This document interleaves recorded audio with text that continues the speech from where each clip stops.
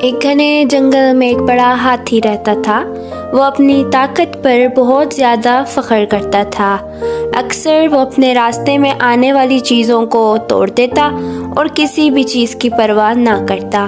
ایک دن جب وہ جنگل میں گھوم رہا تھا تو اس کے سامنے ایک درخت آیا جس کے اوپر ایک چھوٹی سی چڑیا نے گھونسلہ بنایا ہوا تھا۔ ہاتھی نے درخت کو زور زور سے ہلایا تو چڑیا کا گھونسلہ نیچے گر گیا اور ٹوٹ گیا۔ چڑیا بہت زیادہ رونے لگی اور اس نے ہاتھی سے کہا، ہاتھی میاں، تم نے میرے ساتھ اچھا نہیں کیا، تم نے میرے گھر کو توڑ دیا ہے، میں تم سے اس کا بدلہ ضرور لوں گی۔ ہاتھی بہت زیادہ ہنسا اور بولا، تم اتنی چھوٹی ہو، تم میرا کیا بگاڑ سکتی ہو؟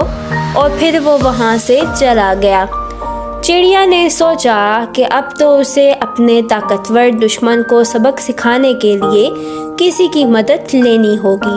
وہ جنگل کے دوسرے جانوروں کے پاس گئی اور اپنی کہانی سنانے لگی۔ سب جانوروں نے چڑیا کی مدد کرنے کا وعدہ کیا۔ کچھ ہی دیر بعد چڑیا نے مکھیوں کو، مینڈکوں کو اور بندروں کو بلایا اور ان سب نے کام کرنا شروع کر دیا۔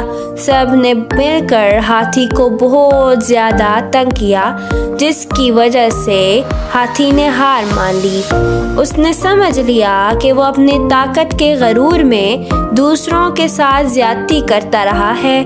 اس نے چڑیا اور دوسرے جانوروں سے معافی مانگی اور وعدہ کیا کہ وہ آئندہ کسی کو نقصان نہیں پہنچائے گا۔